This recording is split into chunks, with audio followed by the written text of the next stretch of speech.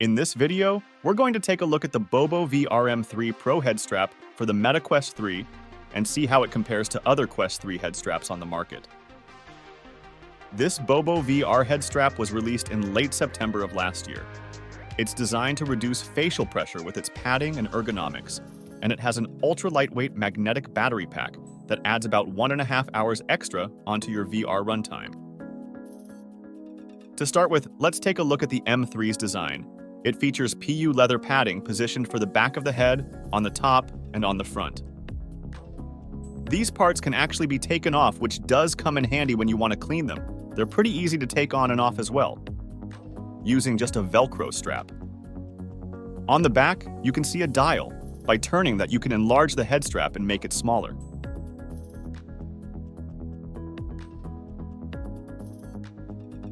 Above that is a holder for the battery pack. The battery fits with magnets pretty securely onto their head strap, so even if you're playing more active games, the head strap should still stay in place.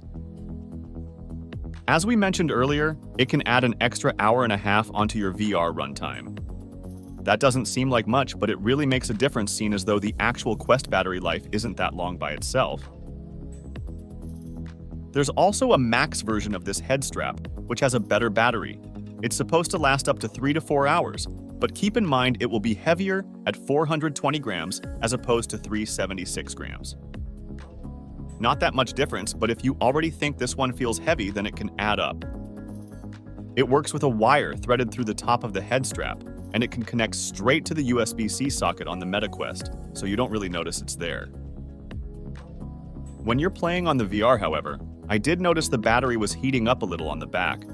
This didn't bother me too much as it wasn't that hot, but it's worth mentioning that you can still feel it heating up. A problem that I did face, however, was not related to the actual head strap itself, but more so to do with the facial interface I have added to my Meta Quest. The sensors didn't seem to pick up that I was wearing the head strap at times, and the actual VR headset could turn off, assuming that I wasn't in it. After removing the face pad, the issue seemed to go away. These face pads are pretty cheap, and some people still have that problem with facial interfaces even without the head strap being on. That's because they can actually block the sensor, or they can position your head too far from the sensor, so the Meta Quest might not acknowledge you're viewing it. I think there are other facial interfaces on the market that work better with both the head strap and the headset. But it's a shame that it didn't work quite well for me, as it would be nice to have both. Overall, though, the head strap is actually really comfortable. A lot more comfortable than the original one that they give you with the Meta Quest, in my opinion. It fits more securely onto my head, and it's a lot easier to adjust the strap using the dial. It even works well with the more active games, so you don't have to worry about it falling off. Just make sure that you thread the Velcro strap through the holder at the front, so your Meta Quest 3 doesn't go flying off. But do keep in mind that your experience might be different. People have different preferences and head shapes, making the comfort level vary for them. An issue with this one is that you can have trouble laying down when wearing it. The simple original strap would be much better for that.